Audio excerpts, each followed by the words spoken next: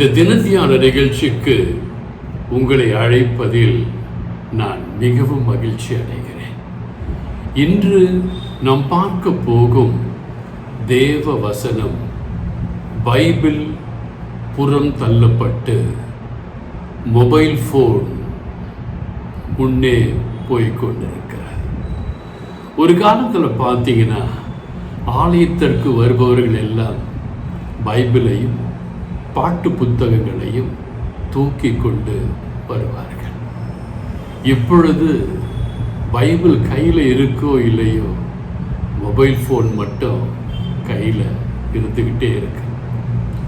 ஒரு நாள் 2 நாள் பயணிக்கும் பொழுது நான் கூட என்னுடைய பைபிளை என்னுடைய பெட்டியில் வச்சு கொண்டு போவதுண்டு. இன்று பார்த்தீங்கன்னா ஏதோ பயணத்தில் பைபிளை தூக்க முடியல, ஃபோனில் வசனம் படிக்கிறோம் அப்படின்னா எனக்கு என்னன்னு தெரியல. ஆனால் வேத வசனங்களை ஆலயத்தில் வைத்து மொபைல் ஃபோனில் பார்க்குறாங்க பார்த்தீங்களா? அதை பார்க்கும் பொழுது எனக்கு மிகவும் வேதனையாக இருக்கு. ஏன் பிரதர் உங்களுக்கு வேதனைன்னு சொல்லி நீங்கள் கேட்டீங்கன்னா, அந்த மொபைல் ஃபோனுக்கு அடிமையாயிட்டீங்களே என்று வருத்தப்படுகிறேன். ஏன் வருத்தப்படுகிறேன் என்றால், ஆலயத்தில் பிரசங்கம் பண்ணிக்கிட்டு இருக்கும் பொழுது மொபைல் ஃபோனை பார்த்துக்கிட்டு இருக்கும் பொழுது நீங்கள் வேத வசனங்களை பார்க்கிறீர்களா அல்லது சாத்தானின் ஆளுகைக்குள் சென்று விட்டீர்களா அல்லது கேம் ஆடுறீங்களான்னு தெரியாது. ஆலயத்தில் ஆண்டவருக்கு ஆராதனை செலுத்த வேண்டிய இடத்துல டிங்குன்னு சவுண்டு வரும், நோட்டிஃபிகேஷன் சவுண்டு. சிலருக்கு அழைப்பு வரும், அது மற்றவர்களை டிஸ்ட்ராக்ட் பண்ணலாம், மற்றவருடைய கவனத்தை சிதற வைக்கலாம். நீங்கள் அவ்வாறு செய்வீர்களே ஆனால் அது தவறு. எனக்கு பிரியமான என் அன்பு தெய்வ பிள்ளைகளே, நான் சர்ச்சுக்கு போகும்போது ஃபோன் எடுத்துக்கிட்டே போக மாட்டேன். என்கிட்ட ஜிபே இருந்தாலும் கொண்டு போக மாட்டேன். ஏன்னா மற்றவர்களை நான் டிஸ்டர்ப் பண்ணக்கூடாது, அது என்னவும் டிஸ்டர்ப் பண்ணக்கூடாது. என்னங்க பெரிய அவசரம்? ஒன்று நம்ம கூட பிறந்தவங்க, இல்லை நம்ம பெற்றவங்க, இல்லை நம்ம பெற்றவங்க யாராவது இறந்து போனால் கூட வந்து பார்த்துக்கலாமேங்க. நேற்று பார்த்தோம் இல்லையா, தாவீது மகன் இறந்த உடனே அவன் தலையில் எண்ணெய் தேய்ச்சி சாப்பிட்டு ஆண்டவரை சுதிக்க போயிட்டான் இல்லையா? தானியேல் புத்தகம் 1ஆம் அதிகாரத்தில் பார்த்தீங்கன்னா, ராஜா சிறப்பான உணவுகளை பதார்த்தங்களை எல்லாம் கொடுத்து இவர்கள் மேனியை இன்னும் பளபளக்க வேண்டும், இவர்கள் நன்றாக இருக்க வேண்டும் என்று போஷிக்க கொடுத்த பொழுது தானியேல்லாம் வேணான்ட்டான். ஏன் தெரியுமா? ஒருவேளை நான் இந்த உணவுக்கோ இந்த ரசக்கோ திராட்சை ரசத்திற்கோ அடிமையாகிவிட்டால் எனக்கு வேண்டாம். ஆனால் பாருங்க, கடவுள் அவனுக்கு உறுதுணையாக இருந்து அவனை காப்பாற்றினார். அவன் ஆண்டவரை தன் இதயத்திலே சுமந்து கொண்டே இருந்தான். நீங்களும் நானும் பைபிள் சுமக்கிறதுக்கு என்னங்க? பைபிள் உங்கள் வாழ்க்கையை காப்பாற்றுங்க, செல்போன் உங்கள் வாழ்க்கையை அழித்து விடும். நான் ஒரு சைக்கியாட்ரிஸ்ட்டை பார்க்க போயிருந்தேங்க. போகும்பொழுது பார்த்தீங்கன்னா வாலிப பெண்கள் வந்து அந்த ஃபோனுக்கு அடிமையாகிவிட்டேன், என்னால் ஃபோன் இல்லாமல் இருக்க முடியவில்லை, என் படிப்பு போய்விட்டது, எல்லாம் போய்விட்டது என்று சொல்லி பேசுவதை கேட்கும் பொழுது மிகவும் கடினமாயிருந்தது. உங்கள் சந்ததியருக்கு வேதம் பைபிள் பயன்படுங்க. 100 வருஷம் ஆனால் அந்த பைபிள் இருக்குங்க.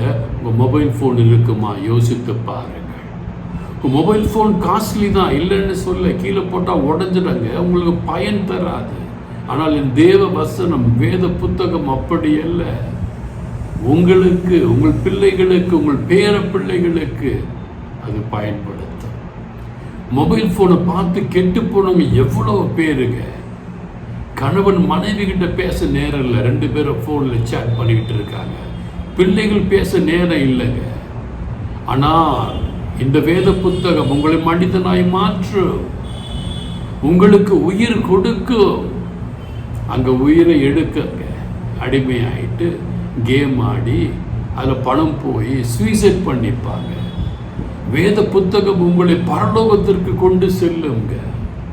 ஆனால் அந்த மொபைல் ஃபோன் தீய காரியங்களை பார்த்து பாவத்தை செய்ய தூண்டி உங்களை நரகத்துக்கு கொண்டு போவாங்க.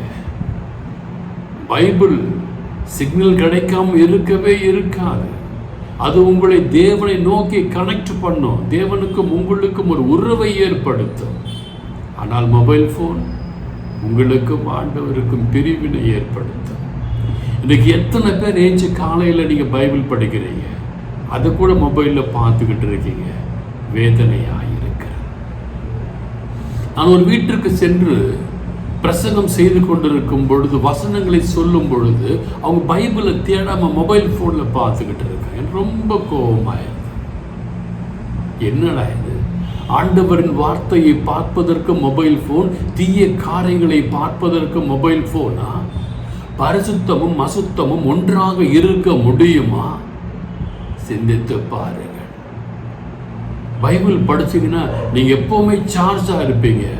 ஆனால் ஃபோனை பார்த்துட்டு இருந்தீங்கன்னா நீங்கள் ஃபோன் டிஸ்சார்ஜ் ஆகிடுங்க. யோபு 38ஆம் அதிகாரம் 35ஆம் வசனத்தை பார்க்கும் பொழுது வேதம் இப்படியாக சொல்கிறது, நீ மின்னல்களை அழைத்து அனுப்பி அவைகளை புறப்பட்டு வந்து இதோ இங்கே இருக்கிறோம் என்று சொல்லப்பட்டிருக்கிறது. அப்பயே இந்த சிக்னல்ஸ் டிரான்ஸ்மிஷன்லாம் இருந்துச்சுங்க. யோபின் காலத்தில் இருந்ததால் தான் வேதத்தில் எழுதப்பட்டிருக்கிறது, மின்னல்களை அழைத்து அனுப்பி அவைகளை புறப்பட்டு வந்து இதோ இங்கே தான் இருக்கிறோன்னு சொல்ல வச்சுதுங்க. எனக்கு பிரியமான அன்பு அண்ணா, அக்கா, தம்பி, தங்கச்சி, டைட்டஸ் தீத்து என்ற புத்தகம் 3ஆம் அதிகாரம் 22ஆம் வசனத்தை பார்க்கும் பொழுது, ஒருவருக்கொருவர் விரோதமாய் பேசாமல் இருங்கள், நியாய பிரமாணம், நியாய தீர்ப்பு என்று ஒன்று இருக்கிறது. இன்னைக்கு ஃபோனை வச்சுக்கிட்டு அவ அப்படி இவ இப்படி என்று ஊர்கதையெல்லாம் பேசிக்கிட்டு இருக்காங்க. முன்பெல்லாம் பார்த்தீங்கன்னா பைபிள் பார்த்துக்கிட்டு இருப்பாங்க.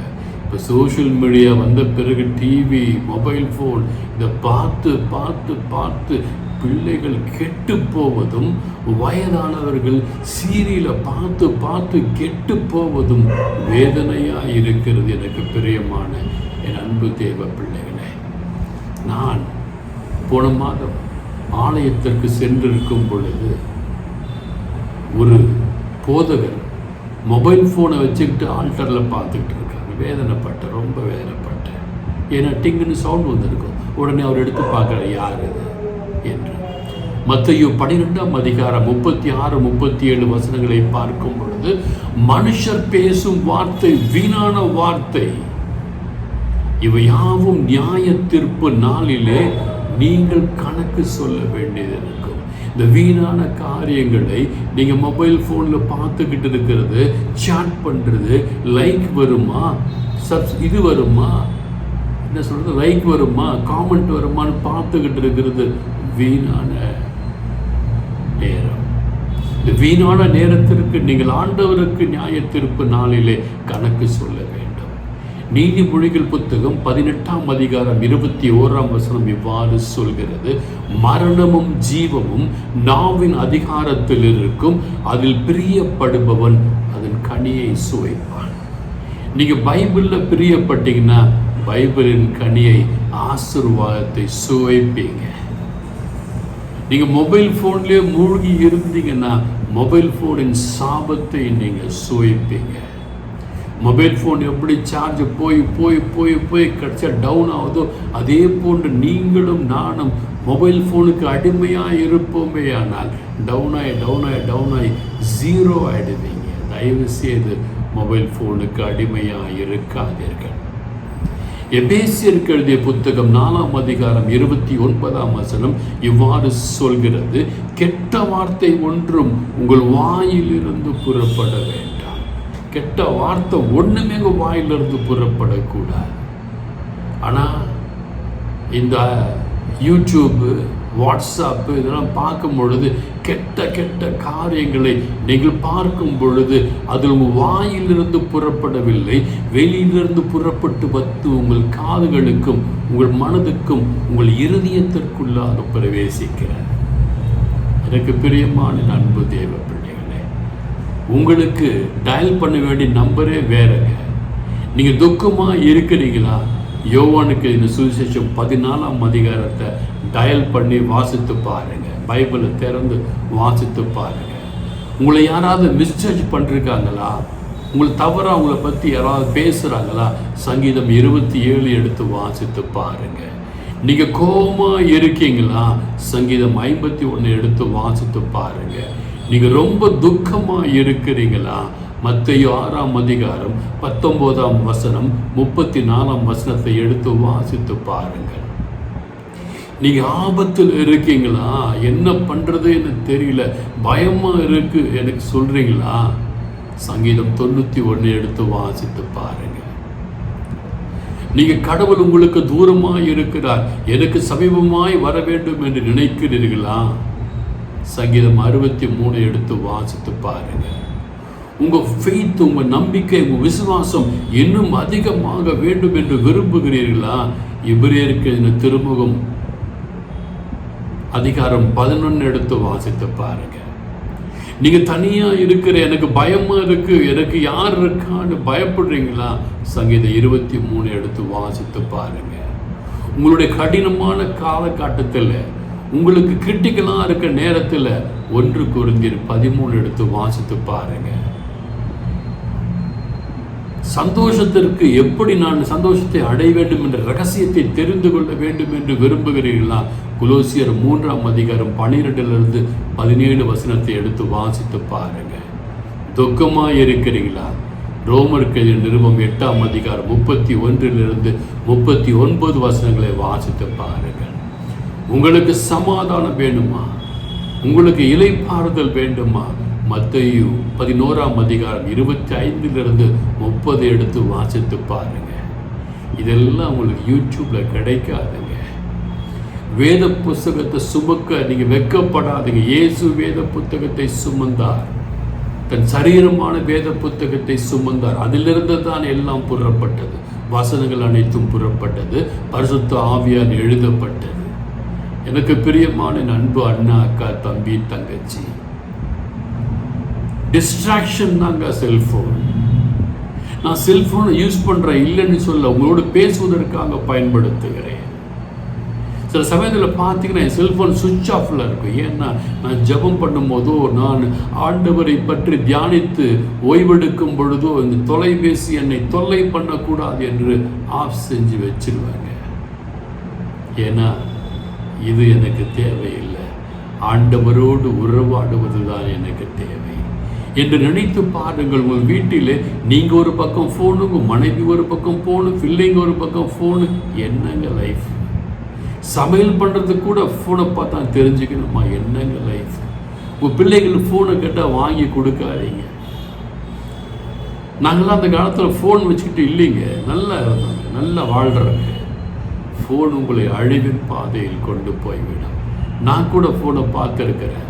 ஒரு காலத்தில் ஃபோனை பார்க்கும்பொழுது அதில் வர கெட்ட கெட்ட படங்கள்லாம் டக்குன்னு வரும் பொழுது சாத்தான் என்னை கவர்ந்து இழுப்பான். நான் அவனுக்கு அடிமையாக இருக்கிறேன், நான் பார்த்திருக்கிறேன். நீங்கள் இச்சையோடு பார்த்தாலே விபச்சாரம். மத்தேயு 5ஆம் அதிகாரம் 28ஆம் வசனம் சொல்கிறது. நீங்கள் பார்த்தாலும், மனைவி பார்த்தாலும், பிள்ளைங்க பார்த்தாலும் விபச்சாரங்க, வேண்டாங்க. ஆண்டவருக்கு பிடிக்காதுங்க.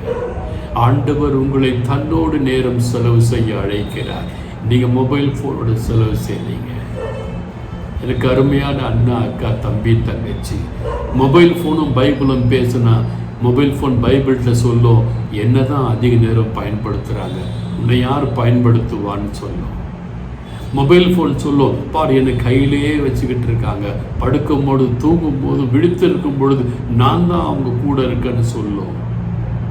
மொபைல் ஃபோன் சொல்லும், பார் நான் அவனுக்கு அறிவை கொடுத்து கொண்டிருக்கிறேன். ஆனால் வேதம் சொல்லும், நான் அவனுக்கு நிம்மதியை கொடுத்து கொண்டிருக்கிறேன், இளைப்பாறுதலை கொடுத்து கொண்டிருக்கிறேன், பரலோகத்தை கொடுத்து கொண்டிருக்கிறேன். மொபைல் ஃபோன் நீங்கள் ரெடியாக பயன்படுத்திக்கிட்டே இருக்கீங்க எப்போவுமேனா, தயவு செய்து நீங்கள் அடிமையாகிட்டு இருக்கீங்க, சாத்தானுக்கு அடிமையாகிட்டு இருக்கீங்க. சொன்ன ஒவ்வொரு வசனத்தையும் சற்று தியானித்து பாருங்கள். படித்து பாருங்கள், திரும்ப திரும்ப கேட்டு பாருங்கள். பாவத்திற்கு நீங்கள் அடிமையாக வேண்டுமா? நீங்கள் ஜிபே பண்ணும்போது உங்களுடைய ஒவ்வொரு பண பரிவர்த்தனையும் அங்கே ரெக்கார்ட் ஆகிட்டு இருக்கு, இன்கம் டேக்ஸ் உங்களை பிடிப்பதற்கு. அதற்காக தான் அதெல்லாம் உண்டு பண்ணியிருக்கேன். மொபைல் ஃபோன் தேவை தான், இல்லைன்னு சொல்ல. அதற்கு நீங்கள் அடிமையாக கூடாது. பைபிள் எடுத்து வாசிங்க. சர்ச்சுக்கு மொபைல் ஃபோன் கொண்டு போவீங்கன்னா ஆண்டவர் உங்களை சபிப்பார் என்பதிலே நான் மிகவும் உறுதியாக இருக்கிறேன். அதற்கு உதாரணமாகத்தான் நான் என் மனைவி மொபைல் ஃபோனை கொண்டு போவதில்லை. நீங்களும் கொண்டு போவாதீங்க. பைபிளை தூக்கிட்டு போங்க. நான் எடுத்துகிட்டு போகிறேங்க. பைபிள் வேணுங்க, ஜீவனை கொடுக்கிற புத்தகம். பைபிளை தயவு செய்து வாசிங்க. உங்களுக்கு அருள் கிடைக்கும், ஆசீர்வாதம் கிடைக்கும். அந்த பைபிளான இயேசுவையே சுமந்து கொண்டிருந்தால் அன்னை மரியாள்.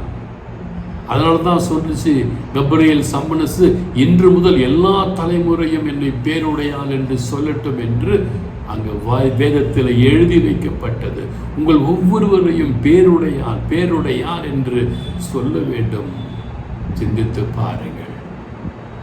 எனக்கு பிரியமான அன்பு அண்ணா, அக்கா, தம்பி, தங்கச்சி, இன்று குறிப்பிட்ட இந்த வேத வாக்கியங்கள் உங்கள் மனதை துன்பப்படுத்த வேண்டும், காயப்படுத்த வேண்டும் என்பதற்காக அல்ல. உங்கள் மனது ஆண்டவரின் பால் ஈர்க்கப்பட வேண்டும் என்கிற ஒரே காரணத்திற்காக தான் சொல்லப்பட்டது. கேட்ட வசனங்களை கேட்டு கேட்டு பாருங்கள், பிறருக்கு பகிருங்கள். God bless you all. நீங்களாம் நல்லா இருப்பீங்க, உங்கள் குடும்பம் நல்லா இருக்கும், உங்கள் பிள்ளைகள் நல்லா இருப்பாங்க, உங்கள் பேர பிள்ளைகள் நல்லா இருப்பாங்க. God bless you.